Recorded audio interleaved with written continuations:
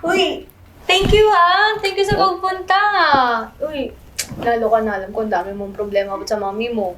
Thank you. Makaabot ka dito. Malakas kaya sa akin. Siyempre, kahit na may problema ako, pupuntahan pa rin kita. Special Feels dito. so special. Oh my God. Kamusta naman kayo? Ako kasi pumunta lang ako dito talaga para makikain. Ganon? Grabe ka naman. Hindi kasi ako bilang totoong kaibigan mo, di ba? Siyempre, doon na tayo sa pagkain muna. Ewan ko sa'yo, wala ka nang pinagbago. Ay, Oo, hindi ka lang malakas sa akin. Broken-hearted pa naman ako. Kakaiwalay lang namin. Ano yun, jowa pa lang kami, naliloko niya na ako. Parang lagi ka namang broken. Sakit-sakit. Ako nga, Pero niloko bolero, ako. no? Ubod ka nga ng bolero. Pero di babaero. Whatever. Kamusta ka na? Eto, namamroblema kay mami. Kasi nga, lagi nang hihingi ng pera sa akin. Tapos nag-away pa kami kanina. Kasi wala naman akong sahod ngayon. Na-delay. E di yun, galit na galit, nag-away kami. Naku, kung ako yan, hindi ko papayagan yung nanay ko. Nanay mo, hingan ka. Dapat ikaw yung manghingi sa kanya. Kasi hindi mo naman responsibilidad yung nanay mo. Ikaw nga yung dapat responsibilidad niya eh. Hindi ako papayag ng ganyan. Wala namang- Maglalayas ako. Wala namang masama sa akin kung manghingi siya sa akin ng pera. Pero alam mo yon, sobra-sobra na kasi.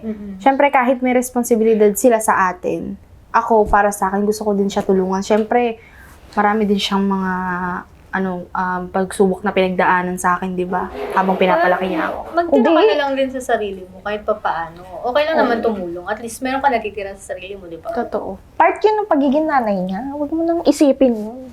Nanay ko nga eh. Hinihingan ko. Hindi siya pwede manghingi sa akin. Tsaka huwag kang pumayag na gawin kang retirement plan ng nanay mo. Di pwede, no? Ganun ba yun? Oo! So, in front Ikaw, bakit broken ka na naman? Parang lagi ka na lang broken every time na nagkikita tayo, ah. Kaya nga. Ewan ko ba?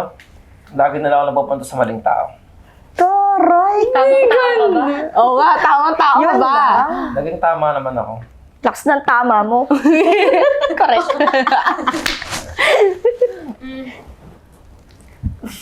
Teka lang nga, naiihi ako. Ihi muna ako.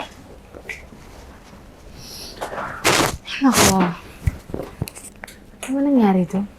Hayaan nyo na lang. Ganun naman siguro personality nun. Hindi pa kayo nasanay. Grabe yun si CJ, no? Masyadong mapapel, ang daming alam.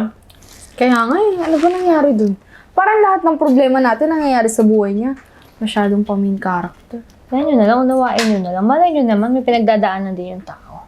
Alam mo, lahat ng problema natin, alam niya. Hindi siya nagpapatalo. Kaya nga, ano kompetensya? Excuse me! Yan.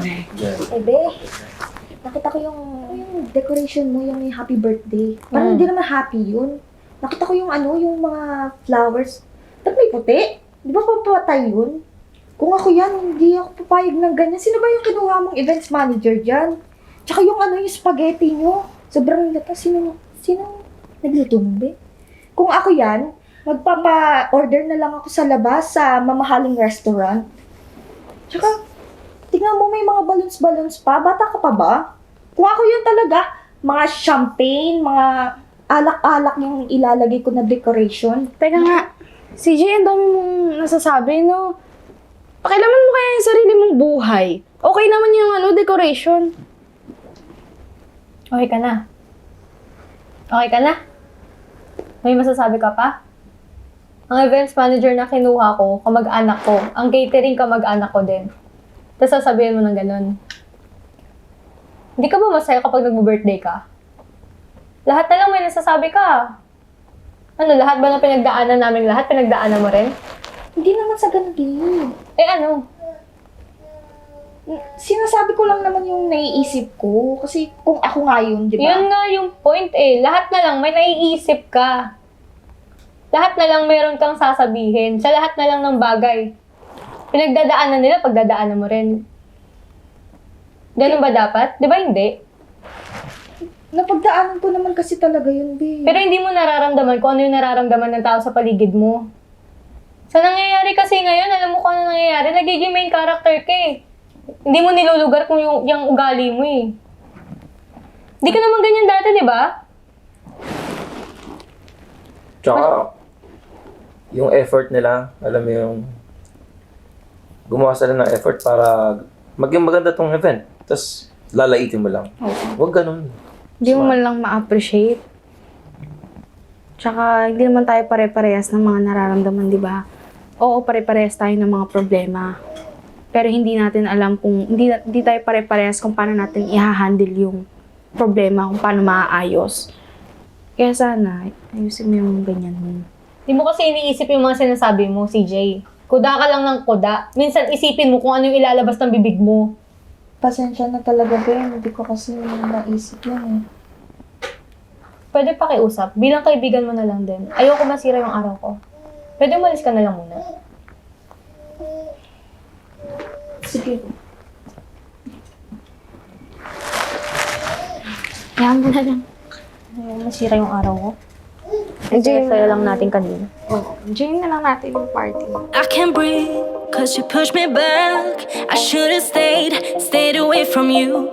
It feels like I'm being attacked. I don't know what I'm gonna do. You're trying to improve me. Why you do that to me? I don't